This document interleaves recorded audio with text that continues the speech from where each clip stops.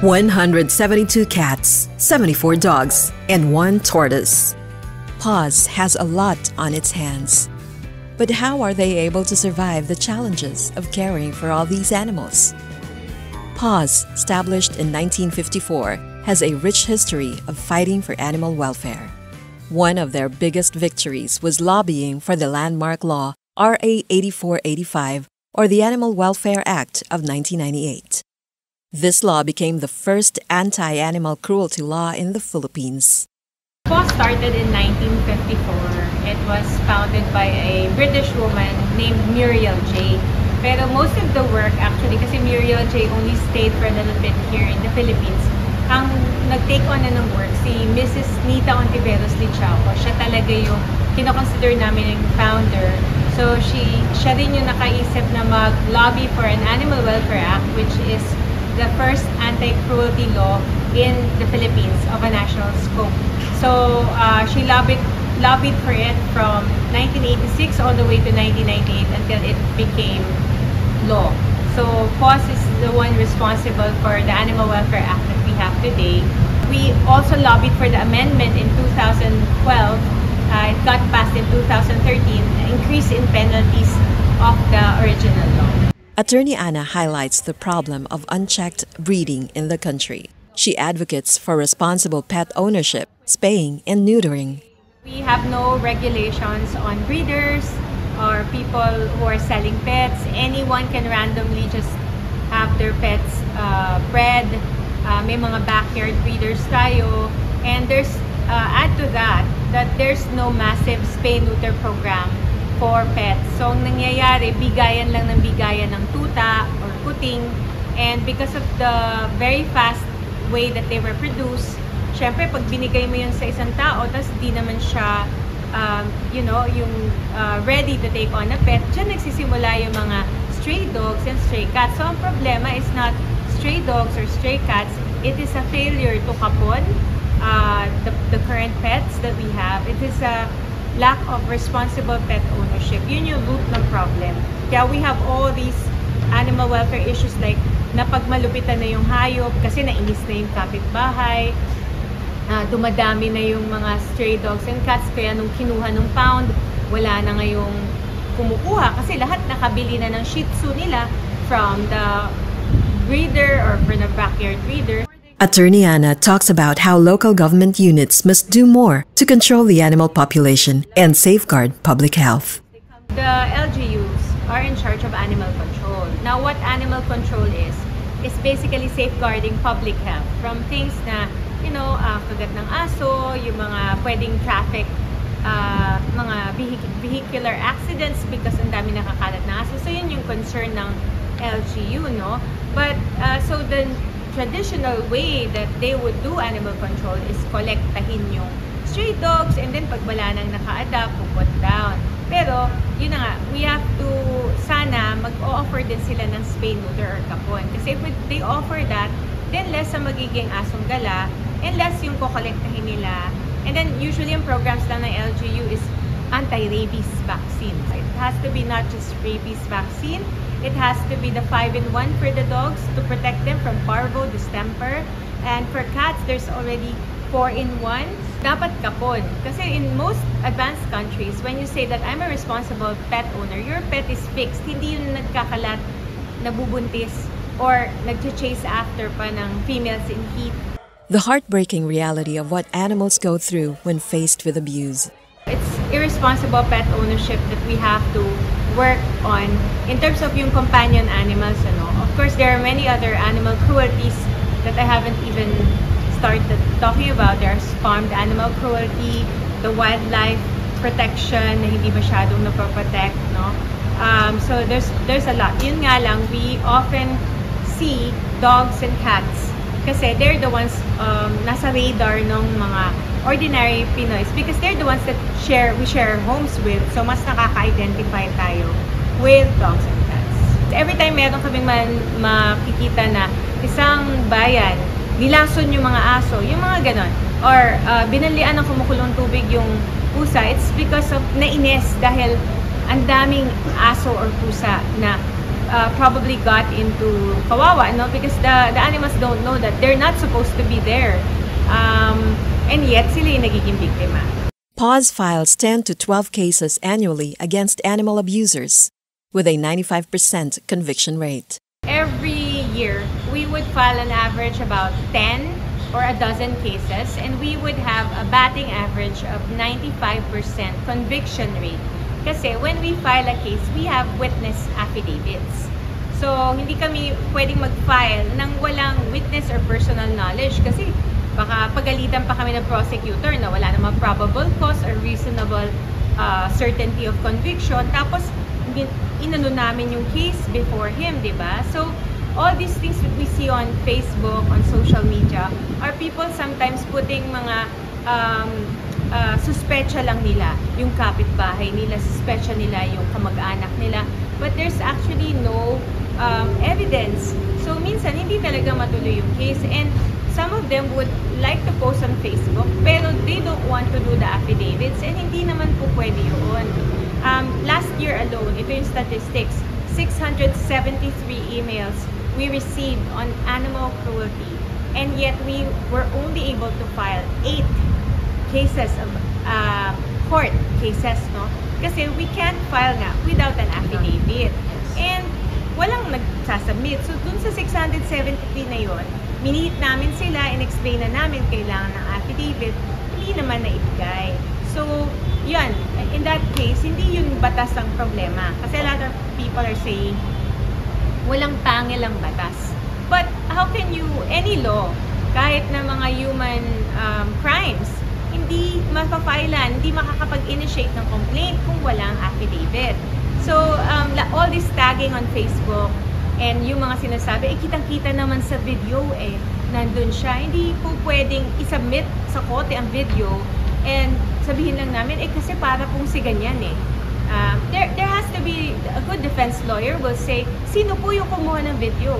And hindi namin pwedeng sabihin, nakuha lang po namin sa Facebook, pero hindi po namin alam kung sino yan. At naisip lang po namin, hindi talaga. So, people need to understand that in order to file a successful criminal case, there has to be someone with personal knowledge, evidence, at yung nakakita. Kung nakakita na ng crime, you have your witness affidavit. You don't even need a CCTV footage. You can just swear in front of the prosecutor na yan yung nakita mo. There is reasonable certainty of conviction, may mga 95% batting average if you give the witness affidavit to us and we're able to proceed with it. If not, then hindi mahina yung batas. It's like wala pong basehan kung paano po tayo makakapag-file dahil puro po tayo kwento sa Facebook and hindi po ito pwede mag-ripen into a criminal case. Out of the 8 that you filed, nakakuha agad kami ng 3 guilty verdicts. One of them is the highest that we've ever gotten. It's the Korean who killed the Erica Aspin. And since tama yung ginawa ng mga citizens, nung nakita nila yung pagsaksak, they actually called the police right away. So the police made the arrest, and yung arresting police officers were able to testify. So maximum ang nakuha nitong Koreano, 200,000 peso na fine plus 2 years imprisonment. But the battle isn't just about the legal fight. It's about creating lasting change. Attorney Ana shares her frustrations about how many Filipinos discriminate against local dog and cat breeds, like the Aspins and Puspins, and only admire foreign breeds. Yung people na ang kanilang mentality is, patayin mo yung aso sa labas, babalik din yan. Yung ganyan, kaya nga tayo may askal dati. Asong kalye, kasi sabi natin, mga native dogs natin, okay na yan sa labas. Pero, hindi natin yung mga purebred dogs, nasa kama, katabi, pinapaano. Sabi namin, there's this discrimination is one of the root causes why we have so many stray animals. And kawawa naman our Filipino dog. Sila pa yung tinitreat as second-class citizens of their own country. So, we really need to change from a buy and breed nation to a nation that values its mga native dogs. Makikita ko yung mga Pinoys, what they prefer are the Shih Tzus. We have pet blessings and they're like, and sabi ko, buti pa yung taga-ibang bansa na-appreciate yung mga native dogs natin, pero tayo mismo here, wala. So there's like a claim na I'm an animal lover. I have X number of dogs. But wanna bet, all of those dogs, or most of those dogs are tiny dogs. They're purebred dogs. None of them are native dogs. So that mentality has got to change. Fernando Zobel Ayala has aspens. All rescued aspens. Yes. This man can adopt the most expensive dog in the world, but he will choose to adopt a rescue. And if everyone bought into that kind of practice or wisdom, I think we would be much better as a nation and walang masyadong strays. Attorney Ana explains how partnerships with local government units and private practitioners have strengthened PAW's ability to care for animals. Meron kaming mga tinatawag na Kapon for All. So we've been proposing this with all the LGUs na sana there's a cooperation between private vet clinics in the city of Quezon City. Kunwari lang, 10 lang ang veterinary clinics sa Quezon City. All those 10 veterinary clinics who will sign up under the Kapon for All will offer free na 10 na low-cost kapon or free kapon. And the city government, in exchange, because it will be the city government's project, will give them tax rebates, business permit discounts, ganyan. And so yung Kapon for All na yan, it's a partnership between private vet clinics, LGUs, and yung mga, us, and yung mahihirap na tao who will avail of the free kapon. Pag nag-outreach din kami, we go to mga communities, tapos we approach the mayors, we ask for Zolatil, yung anesthesia. We invited mga private practitioners. Vets in Practice was one of our partners. So yung mga vets in practice na veterinarians, they came here as volunteers. So yung mga ganyang partnerships, that's what makes our projects so much more high impact. Talagang it takes a village na everyone tulong-tulong. At PAWS, animals suffering from abuse receive behavioral rehabilitation. There's also misconception na we are able to rescue a dog or a cat agad in need of help, and this is really not the case. Kasi when we have our facility that is full, we cannot admit a new animal kasi we're only limited to 3 caretakers. There's only 1 vet, and the 1 vet checks on already the 172 cats and the 74 dogs in this facility, which is no joke kasi mga nakuha namin, minsan may grabe yung mga sakit na tumama, may amputation, may tinitig ng mga wounds kung na-infect. So, hindi rin biro yung trabaho ni Doc Aza, who's our shelter vet. So, the rescue that will happen, we can go out and rescue because the vet is here. She can treat the animal. But usually, kino-question namin, sino makakakuha dito sa animal na to after namin i-treat? Kasi hindi naman pwedeng stay here dahil nga wala nga space. When we receive word na walang magpa-foster, we would really say na, please ask the help of your city veterinarian kasi they're the city vets who are funded by taxes, no? And that the city vet can get the animal. And ayun na yun, they will be euthanized, sadly, because there's no one who will care for them. It's okay for us to spend a lot, no, on an animal that will not go back on the street again. Pero kung ibabalik din sila, they'll always be sick. There's always that they will get run over. So parang it's a of resources na imagine mo, gagamutin mo, there's like more than 16,000 pesos of treatment, and then ibabalik mo sila, and then the following day nasagasaan, patay. So diba parang we need to really think about also what we can keep, what we can rescue. So the rescue happens only when there's someone who steps up to foster. I have 24 cats in my house, but I'm fostering about 5 or 6 animals from PAWS. Kasi nga, there are instances where I wanted an animal admitted, but there was no space. So I had to offer like, sige, I'll take the cat. I'll take na muna some of our better cats, better looking cats, para yung nabuhusan ng kumukulong mantika na cat na rescue from Pasig can be taken in.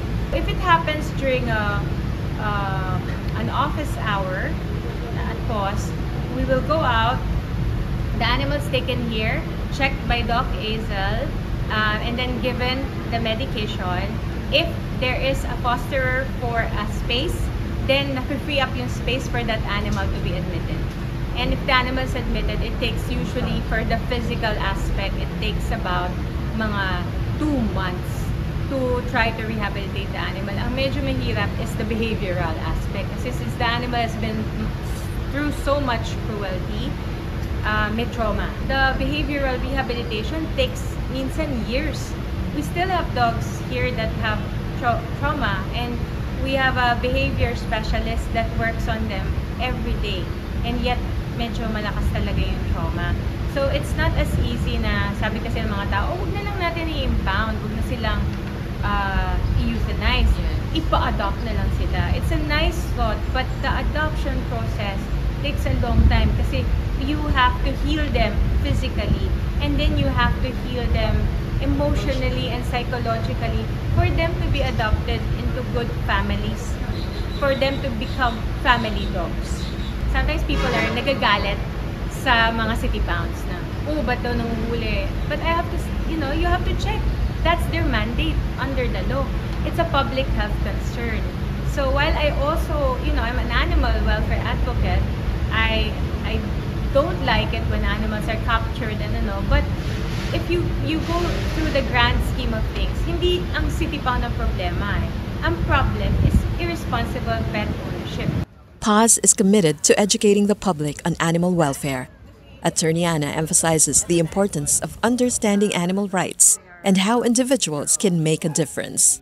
A recent one, meron kaming dog na tinawag sa amin.